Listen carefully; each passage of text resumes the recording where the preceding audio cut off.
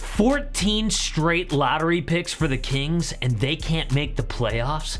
How bad does a front office need to be to get it wrong 14 times? That is why Vlade Divac finally said this. I can't do this anymore, man.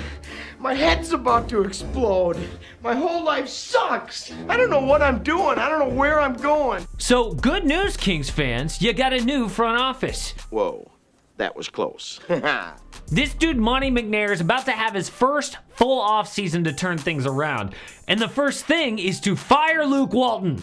Oh wait, reports say they're keeping him. You know what? Actually, that's fine, but you still need a plan. Sacramento told us the plan already when they refused to trade Harrison Barnes at last year's trade deadline. They want to win now. So this video explains what moves they need to make before things get even worse. Family screaming, oh my God, we're burning alive. No, I can't feel my legs. In comes a meat wagon. Woo, woo, woo. Yo, it's AM Hoops. I am Casey Kiernan. Hit subscribe and notification bells for 5 videos per week.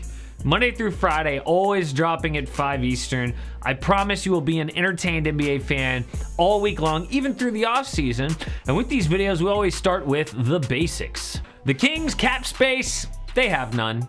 Their exceptions, well, they've got the full mid-level and biannual, which is great. Sacramento will select at number 9. They really wanted to get lucky, but that's about where we thought they'd pick. Their needs, they got a lot of them, but how about defense, depth, star power? Relevant free agents, Rashad Holmes, who's a good one.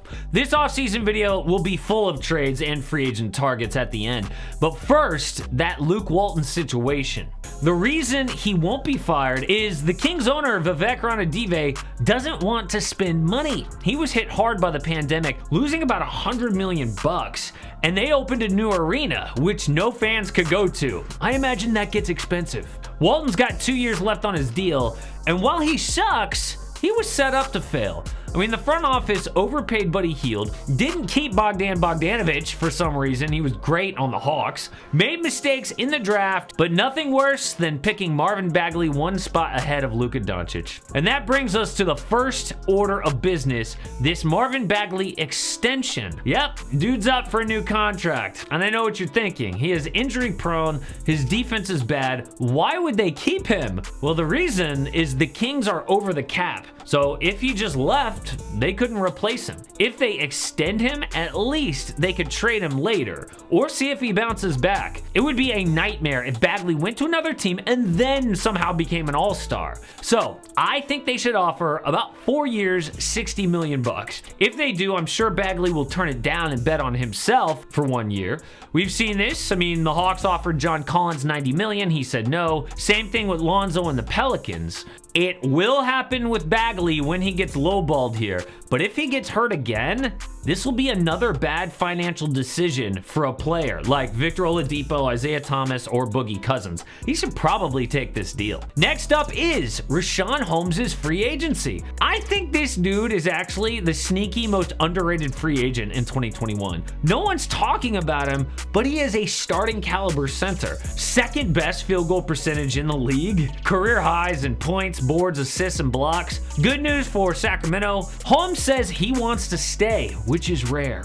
I actually think that's because they've got his bird rights and they can offer him more money than the mid-level, which is probably what he would get elsewhere. So he probably just wants to get paid. Especially with Bagley's health, I think re-signing Rashad Holmes is a no-brainer. Next up is the draft.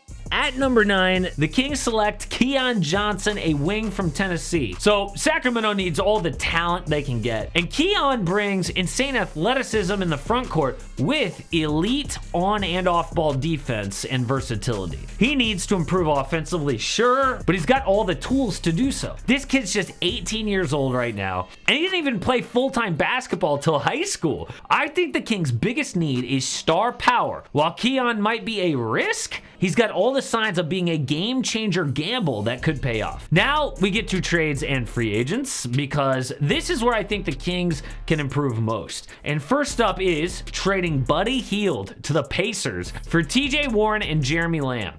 Buddy had a breakout year, got paid, and has declined ever since. The Pacers could use his three-point shooting and spacing though. They flipped both TJ Warren and Jeremy Lamb because those guys had injury issues, and Warren wants out. He's one of those players that clashed with coach Nate Bjorkgren, and even though they let Bjorkgren go, there could be lingering negativity. In exchange for Buddy, the Kings get a new starting two-way small forward in Warren, and the depth they desperately need in Lamb if both guys stay healthy. The next trade is huge. That is Harrison Barnes to the Heat for Precious Achiuwa and Andre Iguodala. You can include a second-round pick in here if you need to, but this trade really is to get Achiuwa for the future and Iggy for defense and for the present. Achiuwa is not on the Heat's timeline, let's face it. As soon as they got Dwayne Dedmon, Achiuwa was basically benched.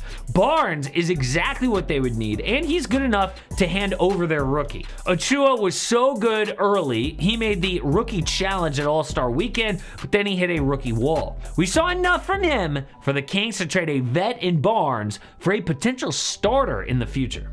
And finally, Marvin Bagley III for Dylan Brooks. Now, I know you think this is crazy, but the Pistons actually turned down Bagley for Saddiq Bey straight up. Brooks is actually someone that Grizzly fans would hate to see go. He was awesome offensively this season and as a perimeter defender. The Grizz do this because Jonas Valanciunas is about to be 30 and Bagley is on Ja Morant's timeline. Obviously, if this works out, it's huge, but Sacramento gives up on Bagley because he's dealt with injuries, his dad demanded a trade on Twitter, and they don't have to worry about that contract extension. This trade sounds lopsided, but it makes the Kings better in 2022. In terms of free agents, they only have the two exceptions we talked about, so this is my free agent wish list for Sacramento. JaMychal Green, Alex Caruso, Doug McDermott, Kelly Olynyk, TJ McConnell, and that's about it. The big picture for this team is they really need to get lucky. Maybe Marvin Bagley bounces back. Maybe they make another smart pick in the draft like they did with Tyrese Haliburton.